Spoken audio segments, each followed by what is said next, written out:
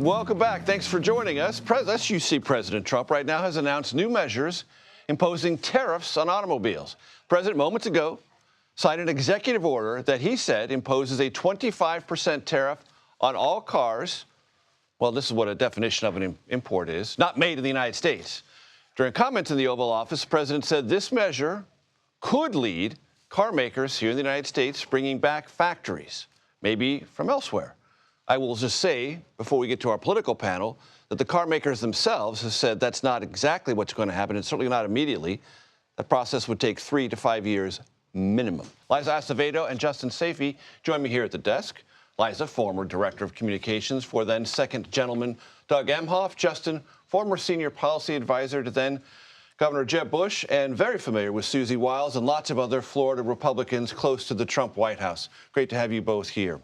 So, Liza, I'm sure when you worked for the second gentleman, you did all sorts of national security conversations on Signal, right? Well, no, we did not at all, Major. I will tell you, I did work at the Department of Homeland Security for Secretary Mayorkas before I worked for the second gentleman. And any time we were discussing even sensitive information, we would go into something called a SCIF.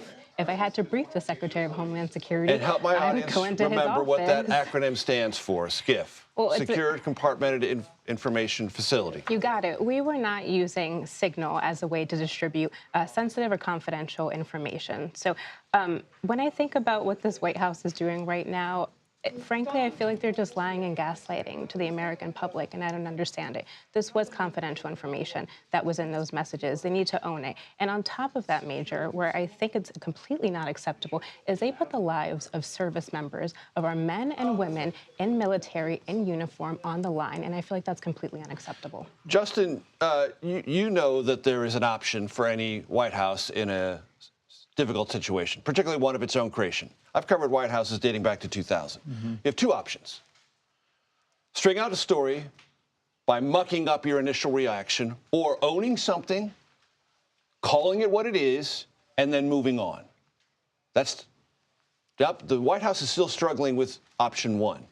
Blaming the messenger, diverting attention, saying something is and it isn't. They could do one thing. The operation succeeded. We screwed up in this instance, and we're moving on. Why not? I've had that conversation with a lot of friends and colleagues, and what are they saying? Well, I think that I think the White House is determining on the fly what their response is going to be. But I think that what we have seen is some level of consistency of trying to not admit that anything was done wrong. Although we did see. Secretary Rubio said a mistake was made. But only saying the mistake was including Jeff Goldberg from The Atlantic, not communicating on Signal. Right. And our James Laporta sat at this desk yesterday and read out loud a Trump-era National Security Agency advisory: do not communicate anything sensitive on Signal. That's an obvious screw-up. It is. You would agree with that, wouldn't you? I would agree that these conversations should not be taking place on Signal. Okay. I don't think that. I think that it's a teachable moment. I think that the administration will take away a lot from this experience, and I think that I would be surprised if administration officials in the future use Signal for these types of military action conversations. And Liza, you well remember during your time with the Biden administration how sympathetic Republicans were to teachable moments. Oh, absolutely. So I'm sure you'll be similarly sympathetic. I've thought about this a number of ways. If this happened under the Biden administration, Republicans would be out there on the front lines right now screaming that President Biden should get rid of Jake Sullivan, that the Secretary of Defense should be stepping down. So frankly, I think Democrats need to continue to keep the pressure on this right now. I hear them calling for resignations and for people to be fired, and I do think there needs to be some accountability in this moment. Now, whether Republicans have the courage to actually stand up and say something, that's to be told. Let me press you on an underlying issue, though. The mission itself wasn't compromised, and it appeared to send a very direct signal to the Houthis about something that matters, not just the United States, but to all of Europe, which is moving commercial vessels without harassment through the Red Sea. The Secretary of Defense had to go onto a server. He had to copy information from that server and manually put it into a Signal chat. There's so many things that is messed up with that on its face. And again, I will bring it back to the lives of service members who were on the ground. But you will These are stipulate the mission was a success, and it's probably a good thing. They should have never done this over a signal. Okay. I'll say the mission was a success, and that's what's being lost. This is a process story. The mistake was made. I'm sure it won't happen again.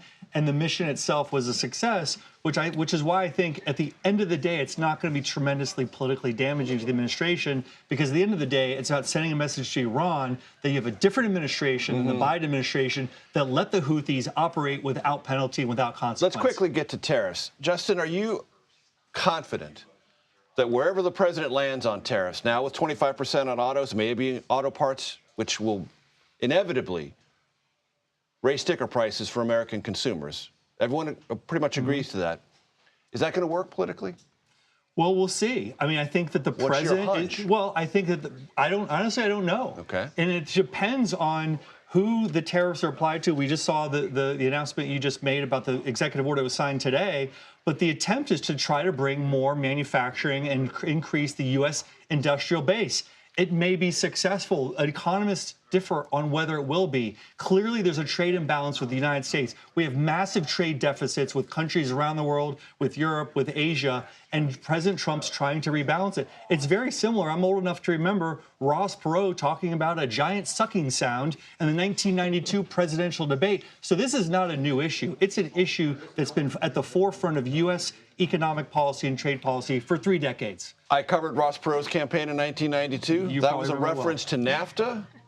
NAFTA was rewritten by the Trump administration as USMCA. So if there are problems with that trade agreement now, I think we need to go to the author. That would be Well, I President think the Trump. author's got something to say about that. Liza Acevedo and Justin Sayfie. Just had to add that in, folks. It's just part of the record, okay?